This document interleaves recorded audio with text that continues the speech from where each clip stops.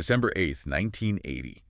The air just crackled with that news bulletin, didn't it? John Lennon, gone. Absolutely devastating. And today we're looking beyond just that headline shock. Yeah, we want to get into the shadows of that night, trying to understand the mind of the man involved, Mark David Chapman. We have the details of the events, yes, but also insights into Chapman's stated motivations. The goal isn't just recounting facts. No, it's about grasping the what and the why, what really happened. Exactly, and what was going on inside Chapman's head. Was it, just obsession gone wild? Or were there other, maybe deeper things at play? Okay, let's get into this. It's unsettling stuff. It is. So let's start with Mark David Chapman himself. The picture that emerges. Yeah. It's not just a killer. It's someone described as deeply troubled. Grappling with depression, intense fixations, it says here. Yes. Not just some random act of violence, seemingly. There's a background. And it mentions he was an aspiring writer. That detail, it kind of stops you, doesn't it? It does. It hints at maybe a struggle, a need for a voice, perhaps. And how did that desire, if that's what it was, twist into targeting John Lennon, someone he apparently admired at one point? Well, the information suggests a really disturbing shift. Lennon starts as an inspiration, an idol. Right. But then over time, he morphs in Chapman's mind into a symbol of something Chapman despised. And this is where the culture and the rye comes in, isn't it? It seems absolutely central. J.D. Salinger's novel, its main character, Holden Caulfield, is obsessed with perceived phoniness. Yeah, that hypocrisy he sees everywhere in the adult world. It's a theme that resonates with a lot of people, that teenage angst. And Chapman, it appears, somehow projected all of Holden's disillusionment onto Lennon. So Lennon's fame, his wealth, Chapman saw that as a betrayal, as Lennon becoming a phony. That seems to be the interpretation. Lennon embodying the very inauthenticity that Holden Caulfield hated. That sense of alienation, that anger. It seems Chapman latched onto it. Wow. So in his mind, he was acting out some kind of twisted Holden Caulfield narrative by targeting Lennon. Disturbing. Okay, let's focus on the day itself, December 8th. Right. The afternoon holds this incredibly poignant detail.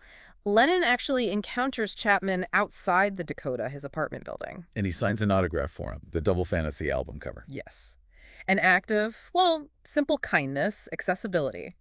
Which turned out to be their last interaction. The tragic irony is, it's almost hard to process. It really underscores the sheer unpredictability.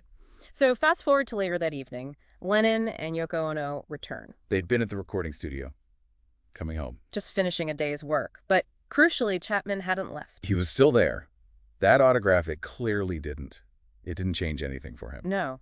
The obsession, the plan, it was locked in, it seems. He was lurking. In the shadows, as they say. And as Lennon walked into the entryway of the Dakota, Chapman stepped out. With a gun. He fired 5 shots. The reports say 4 hit Lennon. Just like that. The suddenness.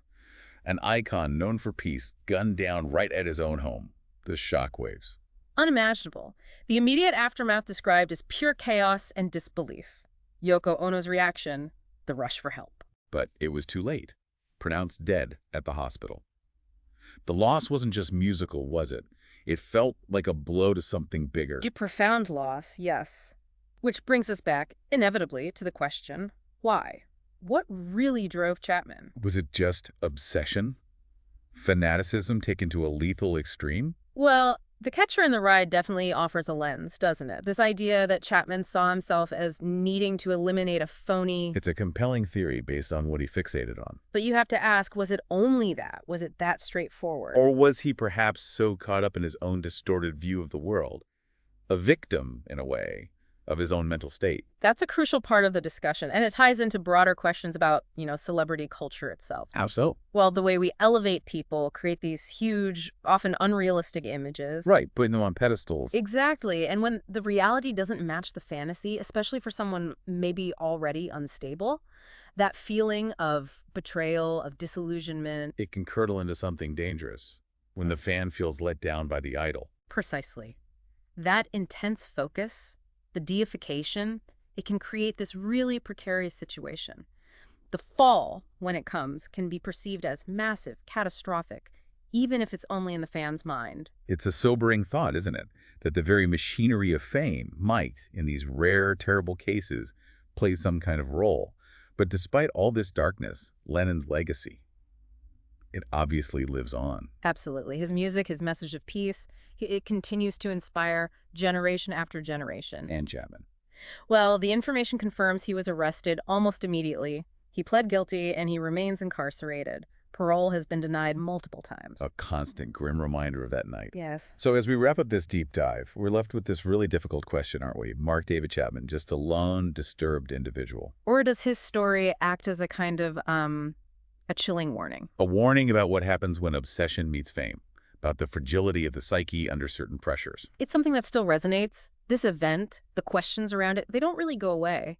But while we grapple with the why. We have to remember the impact Lennon had, the positive impact. Exactly, that legacy of peace, love. Yeah. The music that, as the sources say, genuinely brought people together. Yeah. And the story of Lennon and Chapman, side by side almost, Yeah. it's a stark reminder that things aren't always what they seem, even the brightest stars. Can be extinguished so suddenly. It leaves you thinking, doesn't it, about that line between admiration and obsession. And maybe about how we engage with celebrity culture overall. Perhaps about fostering a more, I don't know, balanced view. It's certainly something to reflect on.